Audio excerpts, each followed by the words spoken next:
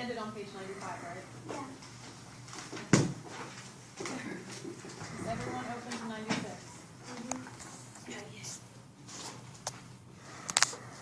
Okay. Okay, the bold letters at the top says they've done it. What do you think that means? They achieved their goal.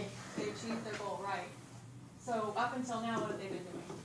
Trying to accomplish it. Trying to build a plane. What have they found out so far? That they need to take the tail off. That they needed to change the tail. Why was that? Why did they wouldn't move? It wouldn't move. They needed to change directions, right? What about the wings? They need to be bent in a different shape. He watched a what? Bird. A bird and found out how they use their wings, right? Okay, so we're going to move on. Okay. The Wrights left Dayton on September 23rd, 1903, determined to make at least one powered flight in their new machine. First, they practiced in last year's glider. Then they tested the new engine, but ran into the same bad luck that had haunted them the summer before.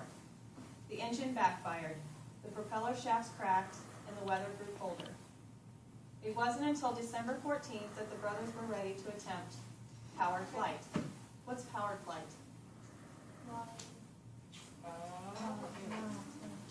Like, we don't have to push it, it's just like this. Right, it has a motor. Good job. Okay, the winds were light, so the Wrights decided to use gravity to help them get the flyer into the air. They built a long rail up the nearby hill, and with the help of local lifeguards, rolled the flying machine up the rail on two bicycle wheel hubs. The flyer would roll down the rail to get enough speed to become airborne. Okay, I need your eyes on your books, reading along. By mid-afternoon, the Wrights were almost ready. They tossed a coin to decide who would climb into the flyer. Wilbur won. Was he about to become the first person to fly? The lifeguards watched anxiously while Orville tried to steady the flying machine as it zoomed down the rail. He let go and it lifted into the air. Then suddenly it dropped and caught wind in the sand. It caught its wing in the sand. The flyer had crashed after only 3 seconds. Wilbur climbed out. The brothers inspected the damage. Luckily, it wasn't too bad. 2 days later, the flying machine was repaired and it was Orville's turn, but the winds weren't strong enough. The Wrights moved the rail to level ground and waited. The brothers awoke on December 17th to a windy day, but they knew if they didn't try again soon, they might have to wait until spring. Wilbur and Orville signaled the lifeguards. They were ready. The flying machine was on its launching rail, its engine running smoothly. Okay, how would you feel if you were one of those lifeguards? Good. Because why? Could it help them? Right, and this is a big part of history, right? They were a part of their, right. Okay, who wants to read the caption? Danny, can you do it loud enough for everyone to hear? 117 success at last. Wilbur stands by Will. Oh, this one. On the page that we read. The sketch shows how the wings on the right plane could be twisted or wrapped if the pilot shifts his hips a little to the left on the cradle. For example, the left wing moves lower than the right one, and the flying machine turns to the left. Okay, good job. Okay, why is it important to read the caption? Because it could tell information that could be on our test. Right, that's not in the main book. Okay, Megan, did you have a question? Orville eased into the flyer and released the anchor, and he was airborne. The flight lasted only 12 seconds, but the Wright brothers had made history with the first powered and controlled flight. The lifeguard ran into the town yelling, "They've done it! They've done it!" Okay, how was the flyer's first flight different from the second? Danny? It was longer in the air. Right?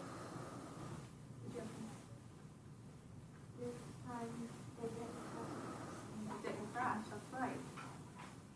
The brothers made 4 flights, with Wilbur making the longest, 260 meters, 852 feet, and staying airborne for 59 seconds.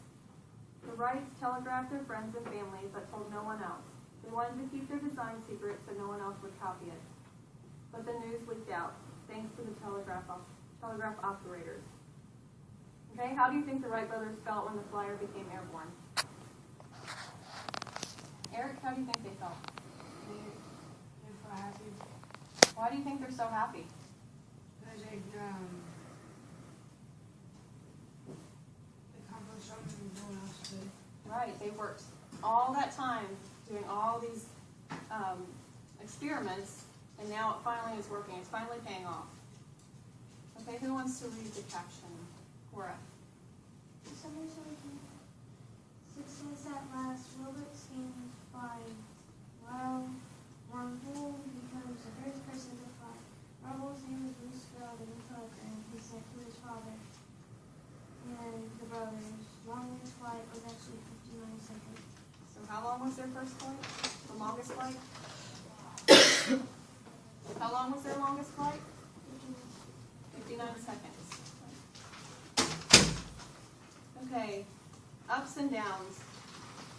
What do you think they mean by ups and downs?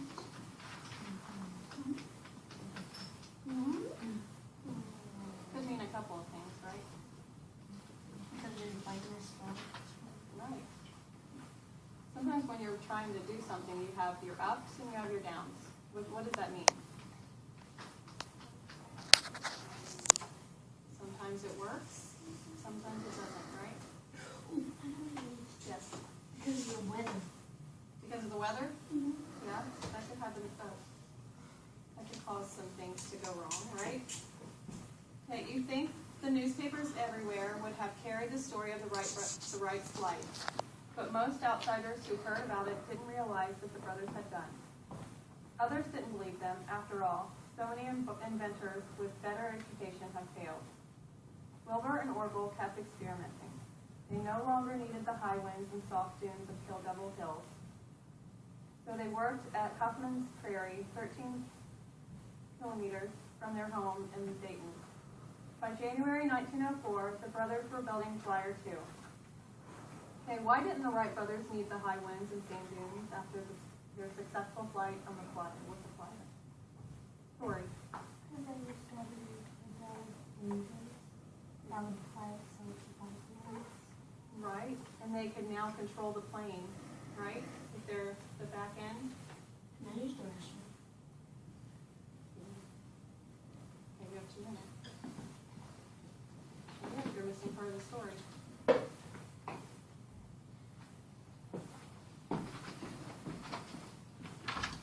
Okay, and Flyer 2 had a new, larger engine. Wild stories buzzed around about the Wrights' flying machine, so Wilbur and Orville invited reporters to watch Flyer 2's trial flight in May. The reporters gathered, but bad weather meant the flying machine flew only 9 miles. No one was impressed. Okay, so what does the author mean when she says wild stories buzzed around the Wright brothers' flying machine? What does she mean about that? Cora?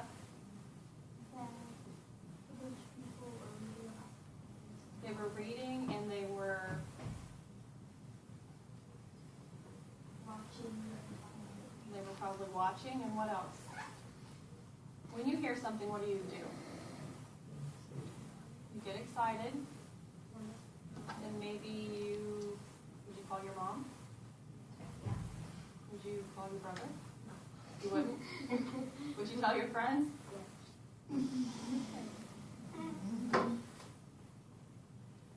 Okay, in 1905, the Wrights built Flyer 3. It had separate controls for the rudder and the wing warping system, and in October flew an amazing 39 kilometers.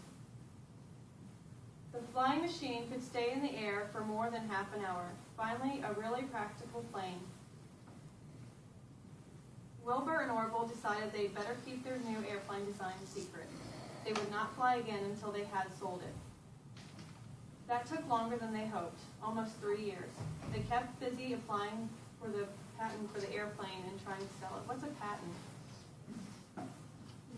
Who knows what a patent is?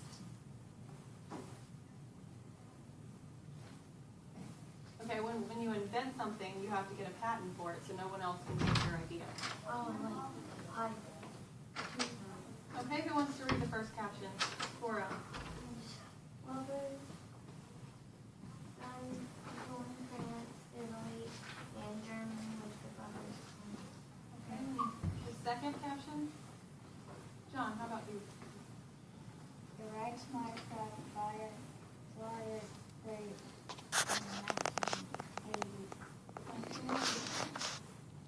and made the world's first detective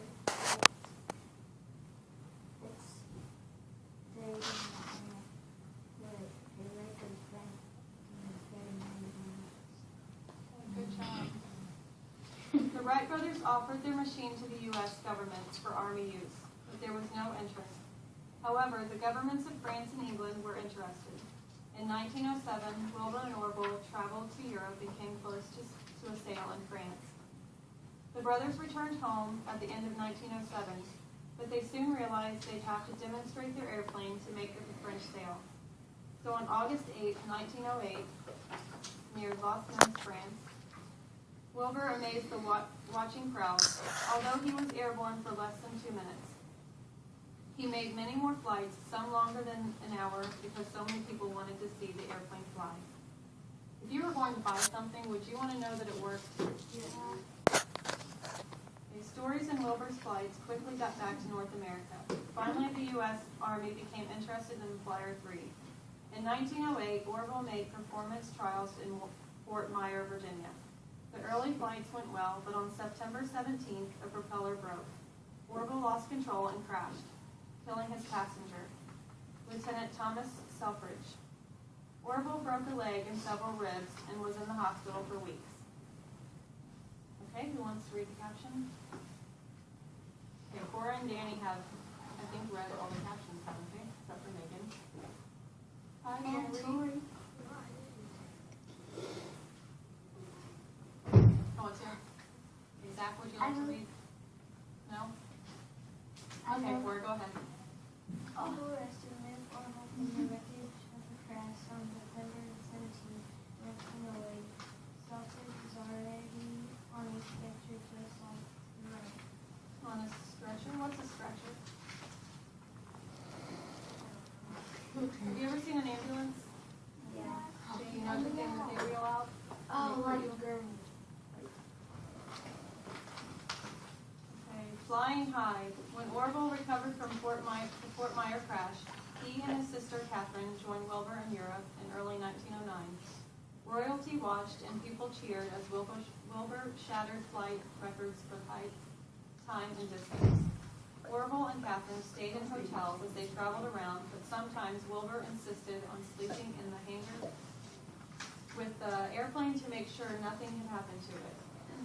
Okay, what do the brothers' sleeping choices tell you about them? Where was Orville?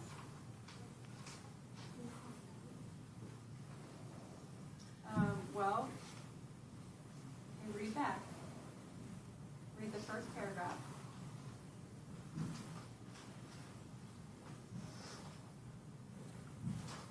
Orville and his sister stayed where? They were all in Europe, but they stayed in the hotel. Where did Wilbur stay?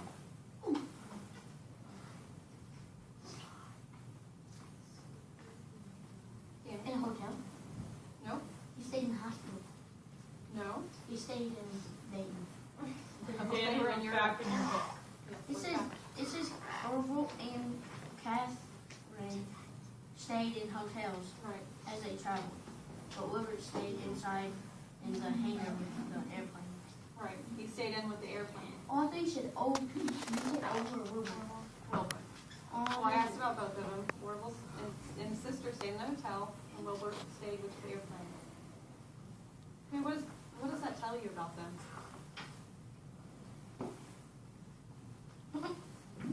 What does it tell you about their personalities?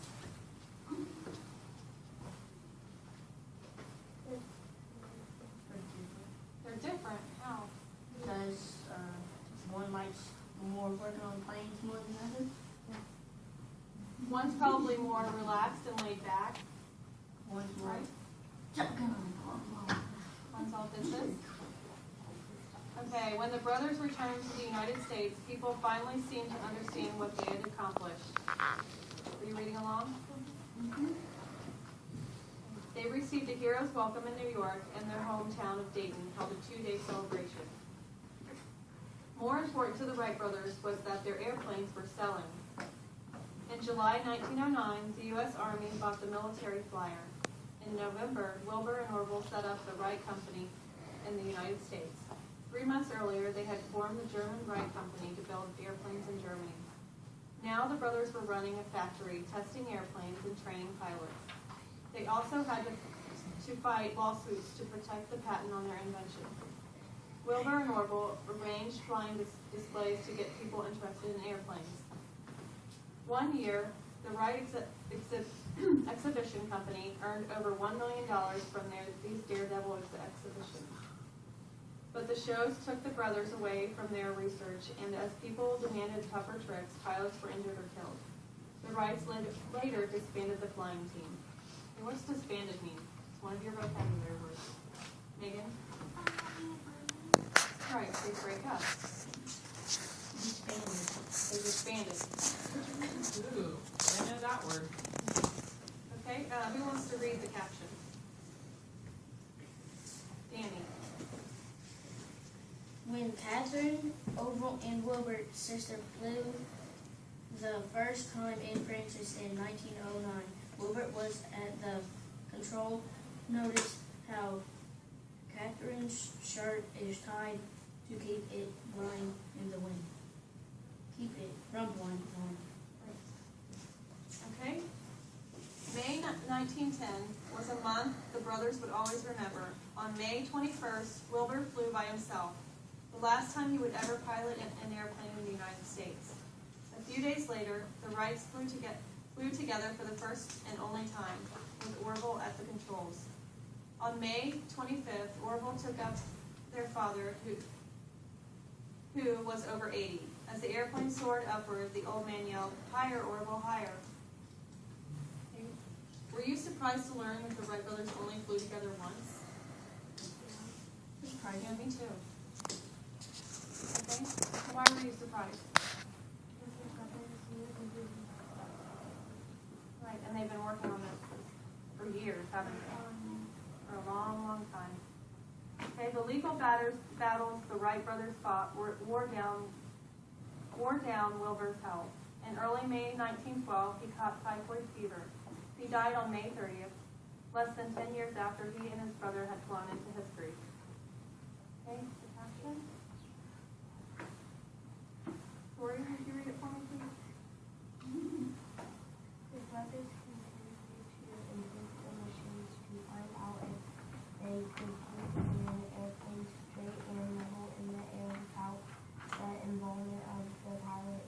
They headed back to low-level hills in 1911 with this new gliders. The Orville sets a world a record of 9 minutes and 49 seconds. 9 minutes and 49 seconds. 45. 45 seconds. 45. Okay? Yay. Good. Okay.